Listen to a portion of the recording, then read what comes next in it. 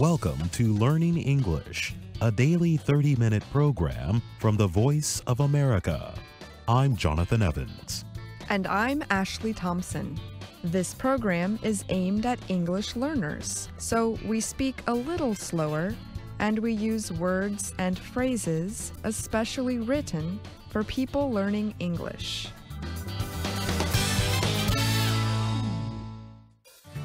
Today on the program, you will hear from Dorothy Gundy, Pete Musto, and Anna Mateo. Later, we will present our American history series, The Making of a Nation. But first, here is Dorothy Gundy. Unlike many other countries, the United States does not have one single governing body that sets education policy for the entire nation. The Department of Education creates some rules, but the way in which schools operate is mostly decided by the individual states. Some say this gives schools more freedoms to serve the different needs of different populations. Yet, many experts argue there is a need for a more united effort for exploring ways to improve the education system. This argument is especially common within the American higher education community. For example, the Institute for College Access and Success last month released a report calling for the federal government to improve data reporting. The organization asked the government to create a single measurement of job placements for college graduates. But one organization has decided not to wait for the government to take action. Instead, it is aiming to create one of the largest joint efforts to gather information about the higher education experience in the nation's history. Ricardo Torres is the president of the National Student Clearinghouse, an independent, nonprofit education organization. He says higher education community members created the organization nearly 15 years ago because of a lack of data reporting on the part of the federal government. The Department of Education does have a system for reporting information about colleges and universities. It is called the Integrated Post-Secondary Education Data System, or IPEDS. But Torres argues that this system is lacking in several ways. For example, up until 2017, it only published data on first-time, full-time college students. Torres notes that, before 2017, the system did not look at part-time students, and it did not publish the rate of college completion by low-income students receiving federal aid. Also, it still does not look at students who change schools. Torres told VOA, "The fact that you have all these ways to complete a journey creates a giant complexity, and that's called keeping track of who is actually completing and how institutions are able to help a learner along the way." This kind of information is very important, Torres says.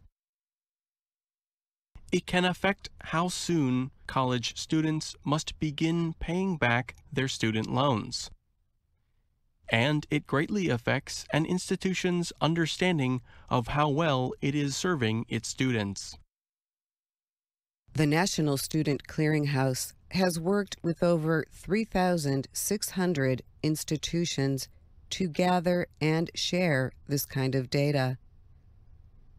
In 2017, it sought to expand these efforts by testing a new program, the Post-Secondary Data Partnership, or PDP. As part of the testing, 3 state systems and several individual schools shared as much data as they could related to student access to higher education, their academic progress, and finally, their successful completion of college. In 2018, the PDP expanded to include a larger number of the National Student Clearinghouse's partner institutions. Torres says the aim is to gather more data from even more institutions this year. This includes information on the kinds of classes students take, their performance in those classes, and even their parents' education background. Once this information is gathered, PDP researchers process the data and present it to the institutions and other organizations. They aim to present the results in a clear, easy-to-understand way. They also make sure the information schools are reporting is correct, which is important considering they identified 6.5 million errors in the data they gathered last year, Torres says. Bruce Vandell says these are exactly the kinds of tools his organization needs to be successful. Vandell is the Senior Vice President of Complete College America, a partnership of 46 higher education systems and institutions. His group works to make sure that low-income, minority, and first-generation students have the chance to attend and succeed in college.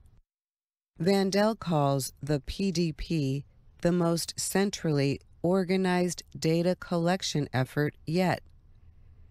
In the past, schools and education organizations were doing their own disconnected research, often repeating the work others had already done. On some level, the field has matured and actually has clarity about the work that could be done, said Vandell. And so, in that respect, it sort of represents progress in the field, whereas before, you can imagine, everybody sort of had their own take and were looking at different sets of data. The Education Department may now be gathering more data, but they still have not decided what their goals for that data are or how to use it, Vandell adds. Having one central body gathering and processing all this data reduces work for the institutions and the organizations they work with. Instead, the institutions and organizations can spend more time examining efforts to support students, he says. For example, in the past, many institutions placed students who performed poorly in high school into special lower-level math and English classes. This was seen as a chance for these students to prove they were, in fact, ready to perform at the college level in those subjects. But Complete College America found that a large number of students put in these classes never complete their education. These classes add to the traditional amount of time it takes to complete a study program, so they increased education costs. Now, Vandell notes, some institutions have begun to place lower-performing students in normal classes, but with additional support services. Ricardo Torres says the value of this data is so clear that other countries have asked his group for advice on how to gather information of their own. I'm Pete Musto. And I'm Dorothy Gundy.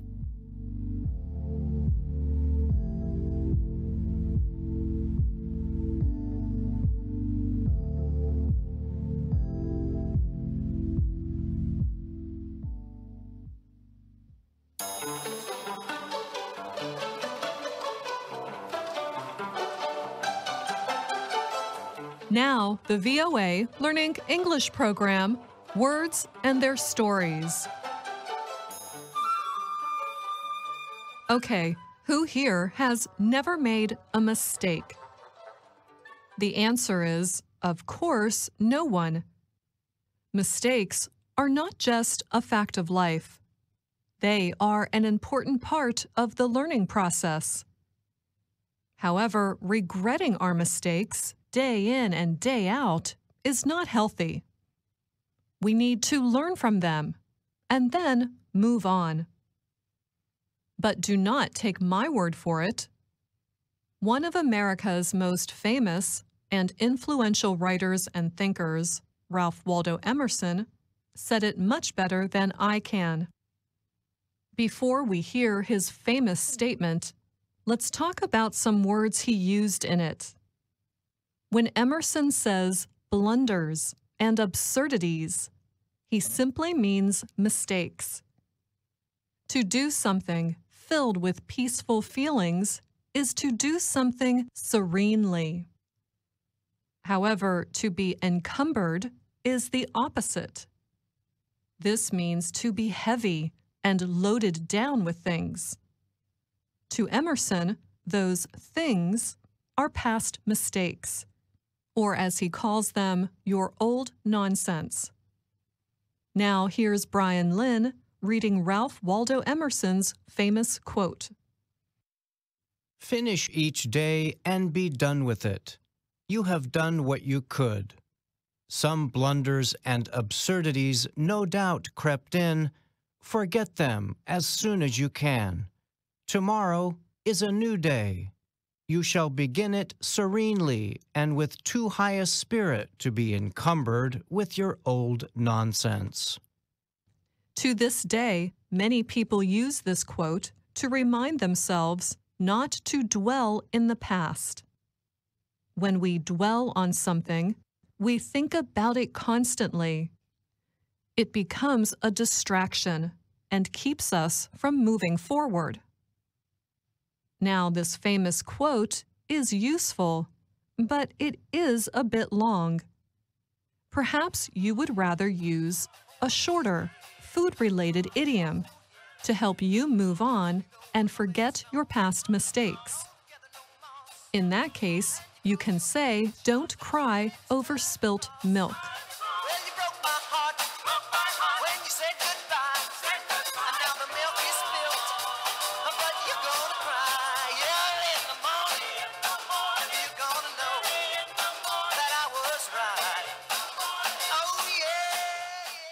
When we cry over spilt milk, we are upset or sad about something bad we have done that cannot be undone.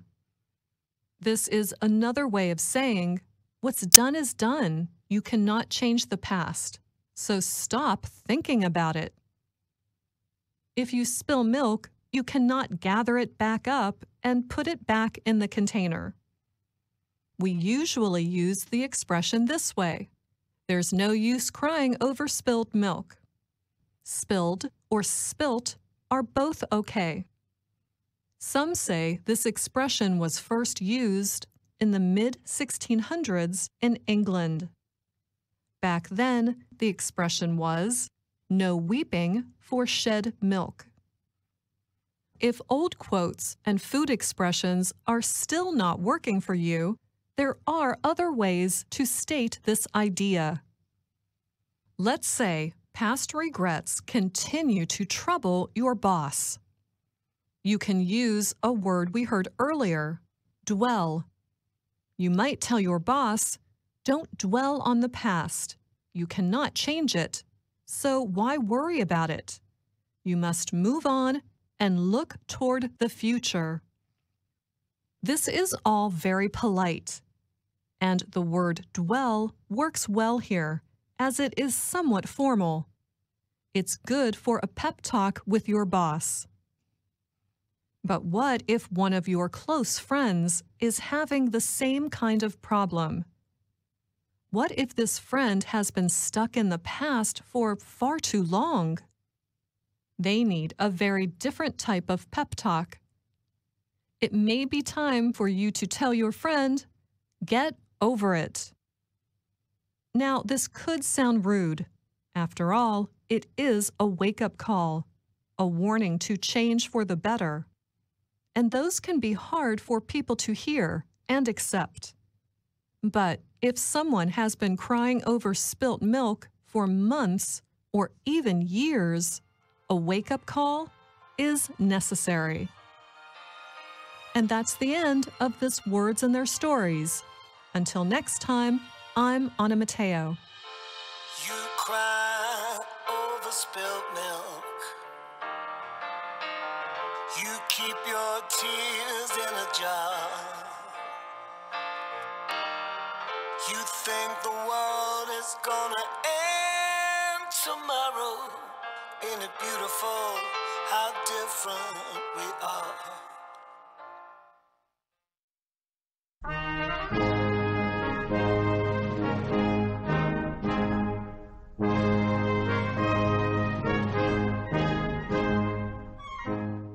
Welcome to The Making of a Nation, American History in VOA Special English. In the summer of 1858, two candidates campaigned across the state of Illinois for a seat in the United States Senate. That seat belonged to Stephen Douglas from the Democratic Party. He was seeking re-election. His opponent was a lawyer from the newly established Republican Party. His name was Abraham Lincoln. This week in our series, Frank Oliver and Larry West tell us about this campaign of statewide but also national importance.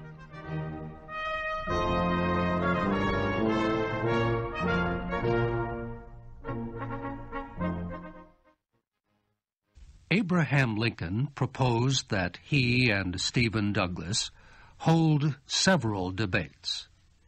The rules for each debate would be the same. One man would speak for an hour. His opponent would speak for an hour and a half. Then the first man would speak for half an hour to close the debate. Douglas agreed. There were 7 debates in all. They were held in towns throughout Illinois. In some places, there was great interest in what the two candidates had to say. Thousands of people attended. Douglas was a short, heavy man. One reporter said he looked like a fierce bulldog. Douglas' friends and supporters called him the Little Giant. Lincoln was just the opposite. He was very tall and thin, with long arms and legs. His clothes did not fit well, and he had a plain face, one which many thought was ugly. He looked more like a simple farmer than a candidate for the United States Senate.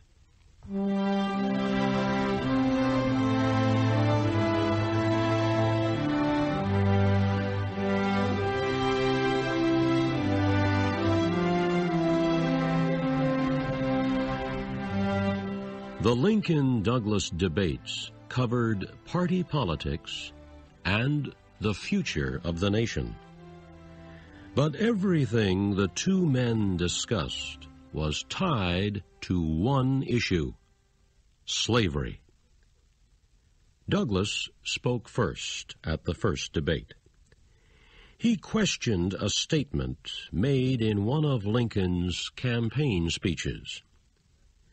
Lincoln had said that the United States could not continue to permit slavery in some areas while banning it in others. He said the Union could not stand so divided. It must either permit slavery everywhere or nowhere. Douglas did not agree. He noted that the country had been half slave and half free for 70 years. Why then, he asked, should it not continue to exist that way? The United States was a big country. What was best for one part might not be best for another. Then Douglas questioned Lincoln's statement on the Supreme Court's Dred Scott decision. Lincoln had said he opposed the decision because it did not permit Negroes to enjoy the rights of citizenship. Douglas said he believed the decision was correct. He said it was clear that the government had been made by white men for white men. He said he opposed Negro citizenship. "I do not accept the Negro as my equal," Douglas said, "and I deny that he is my brother. However," he said, "this does not mean I believe that Negroes should be slaves. Negroes should enjoy every possible right that does not threaten the safety of the society in which they live. Every state and territory must decide for itself what these rights will be. Illinois decided that Negroes will not be citizens, but that it will protect their life, property, and civil rights. It keeps from Negroes only political rights and refuses to make Negroes equal to white men. That policy satisfies me," Douglas said, "and it satisfies the Democratic Party." Then Lincoln spoke. First, he denied that the Republican Party was an abolitionist party. "I have no purpose," he said, "either directly or indirectly, to interfere with slavery where it exists. I believe I have no legal right to do so, nor do I wish to do so. I do not," Lincoln said, "wish to propose political and social equality between the white and black races. But," he went on, "there is no reason in the world why Negroes should not have all the natural rights listed in the Declaration of Independence, the right to life, liberty, and the pursuit of happiness." "I agree with Judge Douglas," Lincoln said, "that the Negro is not my equal in many ways, certainly not in color, perhaps not mentally or morally. But in the right to eat the bread that his own hand earns, he is my equal and the equal of Judge Douglas and the equal of every living man." Lincoln then defended his statement that the United States could not continue half slave and half free. He said he did not mean that customs or institutions must be the same in every state. He said it was healthy and necessary for differences to exist in a country so large. He said different customs and institutions helped unite the country, not divide it. But Lincoln questioned if slavery was such an institution. He said slavery had not tied the states of the Union together, but had always been an issue that divided them. How had the country existed half slave and half free for so many years? Lincoln asked. Because, he said, the men who created the government believed that slavery was only temporary. Once people understood that slavery was not permanent, the crisis would pass. Slavery could be left alone in the South until it slowly died.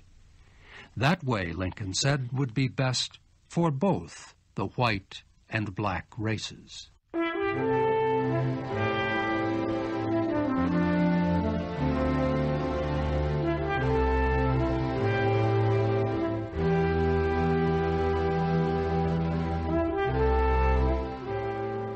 Stephen Douglas and Abraham Lincoln were campaigning for a Senate seat from the state of Illinois. But their debates had national importance, too. Douglas expected to be the Democratic candidate for president in 1860.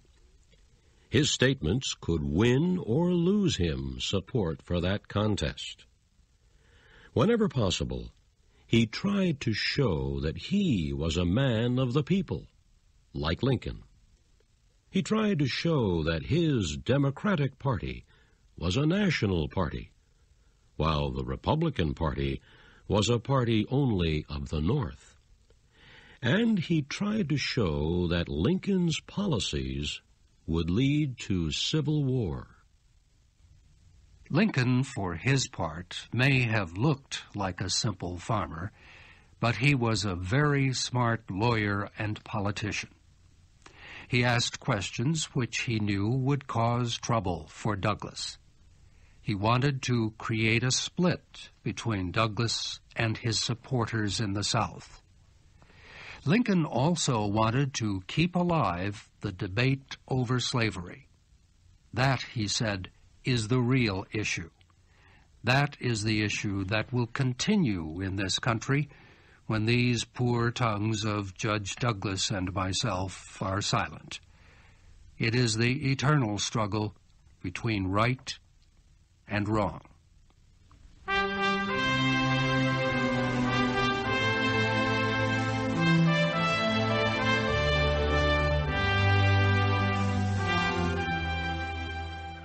In Illinois in 1858, the state legislature chose the men who would represent the state in the National Senate. So Stephen Douglas and Abraham Lincoln had to depend on legislative support to get to Washington. On Election Day, the legislative candidates supporting Lincoln won 4,000 more popular votes than the candidates supporting Douglas. But because of the way election areas had been organized, the Douglas Democrats won a majority of seats. The newly elected legislature chose him to be senator. Lincoln was sad that he had not won, but he said he was glad to have tried. The campaign, he said, gave me a hearing on the great question of the age, which I could have had in no other way. And though I now sink out of view and shall be forgotten, I believe I have made some marks which will tell for the cause of civil liberty long after I have gone. Many people, however, did not think Abraham Lincoln would be forgotten. His campaign speeches had been published everywhere in the East. His name was becoming widely known. People began to speak of him as a presidential candidate.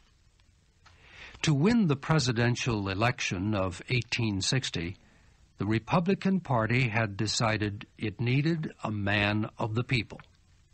He must be a good politician and leader. He must be opposed to slavery, but not too extreme. Many people thought Lincoln could be that man. After the election in Illinois, Lincoln made several speaking trips in the western states. In none of his speeches did he say he might be a candidate for president in 1860. If anyone said anything about Lincoln for president, he would answer that he did not have the ability. Or he would say there were better men in the party than himself. Lincoln said, "Only events can make a president." He would wait for those events. And that's our program for today. Listen again tomorrow to learn English through stories from around the world. I'm Jonathan Evans. And I'm Ashley Thompson.